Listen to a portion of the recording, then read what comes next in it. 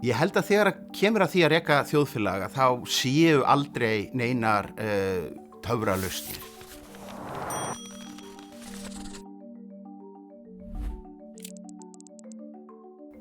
Afstaða mín varðandi þjóðaratkvæðagreiðsluna byggist á því að ég vil svona læra af sögunni og forðast það að endurtaka nákvæmlega sömu mistök og hafa átt sér það áður. Á sínum tíma þá studdi ég vinstri stjórnina eftir hrun sem hafði gríðarlega stór og mikilvæg verkefni og fór svo í það verkefni að sækja Evrópusambandsaðild með mjög veikt lýðræðislegt umboð.